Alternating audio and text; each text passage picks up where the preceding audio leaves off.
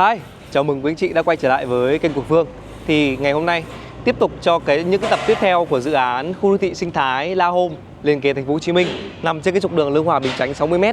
Thì ngày hôm nay Phương đang có mặt tại cái lễ ký kết đối tác phân phối chiến lược phân khu River Park, phân khu mới khơi dòng thịnh vượng của dự án La Home. Và vừa rồi thì bên Phương đã là một trong những cái đại lý mà ký kết F1 chính thức của dự án La Home và sẽ phân phối những cái sản phẩm nhà phố, shop house, biệt thự và cùng với đó là những cái sản phẩm khác tại dự án La Home này.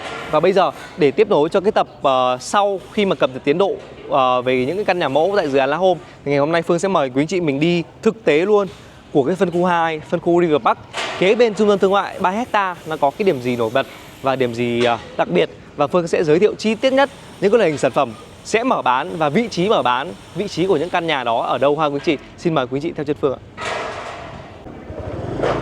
Vâng, thưa quý anh chị, thì hiện tại là em Phương đang bắt đầu từ cái phân khu La Son, cái nhà điều hành của dự án La Home. Và hiện tại là em Phương đang chạy trên cái con đường trục xuyên tâm của dự án La Home, lộ giới là 18m ha quý anh chị. Và đặc biệt cái phân khu 2 của mình á, cái phân khu River Park là sẽ có hai cái trục xuyên tâm luôn, và hai cái dãy shop house là sẽ nằm trên những trục xuyên tâm này.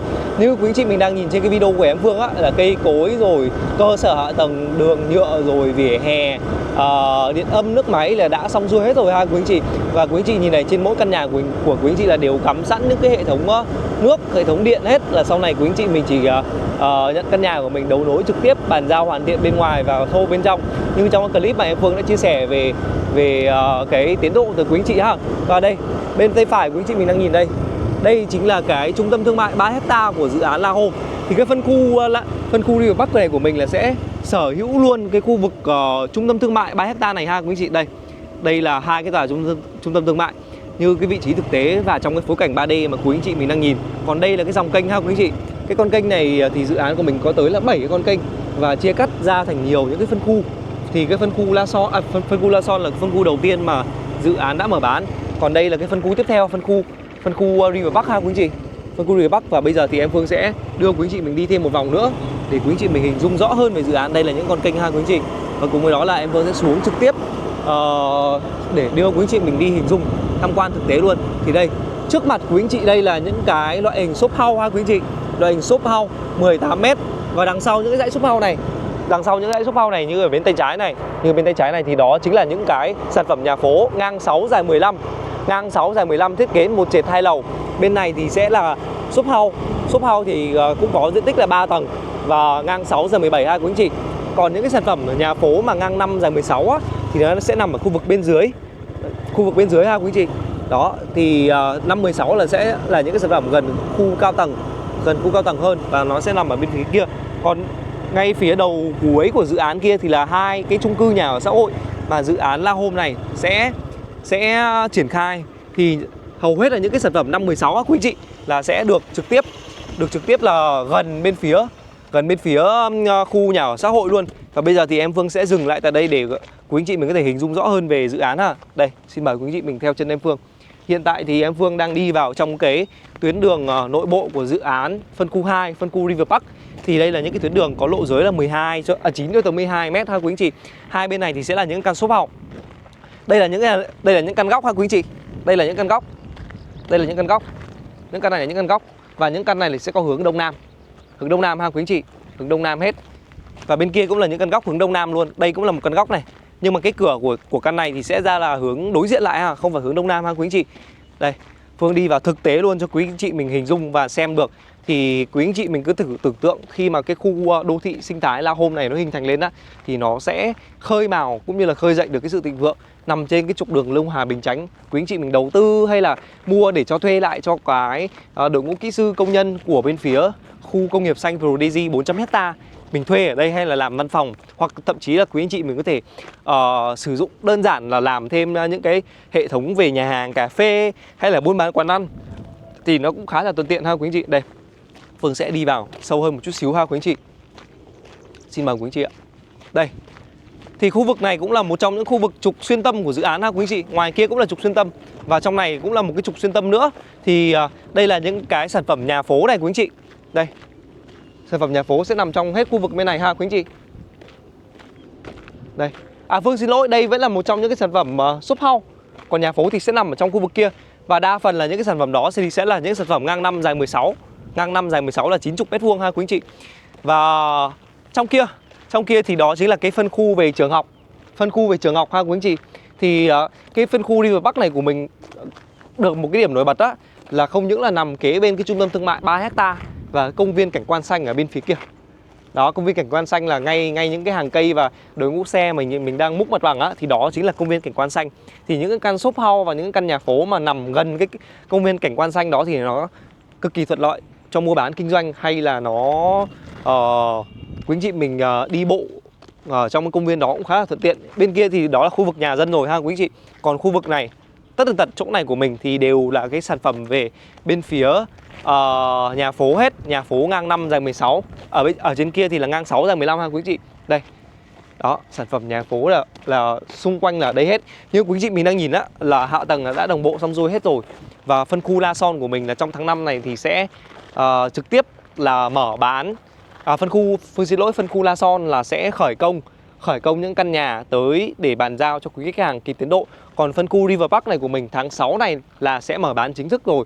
Và hiện tại là đang trong quá trình giai đoạn nhận booking để quý khách hàng mình có thể ghi nhận lại cái nhu cầu và lựa chọn được cái vị trí đẹp trong thời gian sớm nhất.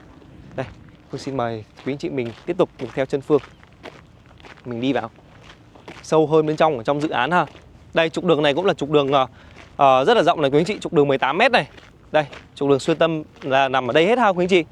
Những căn vừa rồi là những căn shop house hết ha quý anh chị. Đây, nhà phố. Nhà phố thì sẽ nằm ở đây ha. Nhà phố là nằm ở đây ha. Bắt đầu đằng sau đây. Tại nhà phố đây ha quý anh chị. Còn đa phần là những cái sản phẩm ở đây thì sẽ là những cái sản phẩm shop house là chính. Tại vì là cái phân khu 2 của mình á, là có tới là 2 cái trục đường xuyên tâm ha quý anh chị. 2 trục đường xuyên tâm. Còn bên phía phân khu La Son ấy, thì chỉ có một cái trục đường xuyên tâm thôi. Thì do đó là cái phân khu 2 River Park này, cái con đường lộ giới nó sẽ rộng hơn rất là nhiều. Rộng hơn rất là nhiều ha quý anh chị. Đây, tôi xin mời quý anh chị mình tiếp tục. Vừa rồi quý anh chị mình nhìn xa xa giúp Phương này, anh quay phim anh Lia để cho quý anh chị mình nhìn thấy. Ở bên kia mà quý anh chị mình đang thấy là đang ép cọc thử tải á, thì đó chính là những cái sản phẩm về nhà ở xã hội. Bên trái này nữa này quý anh chị. Đó, sản phẩm nhà ở xã hội là trước đó là đã được khởi công xây dựng hết rồi ha quý anh chị. Và tất cả những cái sản phẩm nhà phố mà quý khách hàng mua rồi á thì cũng đang trong quá trình là ép cọc để thử tải hết. Nên là quý anh chị mình yên tâm ha, về cái độ uy tín cũng như là về cái tiềm lực tài chính của chủ đầu tư Prodigy của dự án La Home. Đây, những căn nhà phố đây quý anh chị. Đó, mặt tiền lộ giới cực kỳ đẹp luôn. Phương đang đứng ở đây mà Phương thấy là một cái không gian bao la rộng thênh thang bạt ngàn, và cùng với đó nữa là đầy đủ những cái hệ thống tiện ích trong tương lai ở sau này. Thì phân khu River Park có thể nói là một trong những cái phân khu mà đẹp nhất của dự án La Home mà thời điểm này sẽ đang mở bán từ quý anh chị ha. Và hiện tại thì những cái căn shop house nằm trên cái trục đường 18 m như này và trải dài như vậy thì đâu đó là có tới là gần khoảng cỡ 200 sản phẩm ha quý anh chị cho cái phân khu River Park này. Và giá bán Phương sẽ chia sẻ trực tiếp trên cái video này luôn ha. Thì giá bán cho những căn shop house cho cái phân khu đẹp nhất của dự án River Park này, liền kề trung tâm thương mại và sở hữu cái cụm trường học ngay ở dưới kia, tiểu học cho tới trung học cơ sở, thì giá đâu đó của một căn chủ đầu tư đang dự kiến đưa ra là 4 tỷ 95. 4 tỷ 95 cho một căn shop house ngang 6 dài 17, 102 m2. Và giá này là giá chưa bao gồm những cái chương trình chiết khấu ha quý anh chị. Là chiết khấu là sẽ tùy vào cái phương thức thanh toán mà quý anh chị chọn. Ở đây thì đối với những cái loại hình căn nhà như này thì quý anh chị mình có thể thanh toán trong vòng là 18 tháng.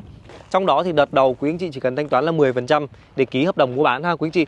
Ký hợp đồng mua bán trực tiếp với cả chủ đầu tư Prodigy của dự án luôn. Và những cái căn nhà phố ngang 5 dài 16 ở đằng sau những cái dãy shop house 617 này, những căn nhà phố ngang 5 dài 16 ha quý anh chị, thì sẽ có mức giá Rumo trong thời điểm hiện tại là 3 tỷ 55. 3 tỷ 55 cho một căn nhà phố ngang 5 dài 16, chưa bao gồm những cái chương trình chiết khấu từ chủ đầu tư. Thì đó là những căn nhà phố ngang 5 dài 16. Những căn nhà phố ngang 5 dài 16 này quý chị, như em Phương vừa chia sẻ, thì nó có một cái đặc điểm nổi bật là nó nằm trong cái cụm tiện ích trường tiểu học và trường trung học cơ sở nằm ở ngay khu vực đó.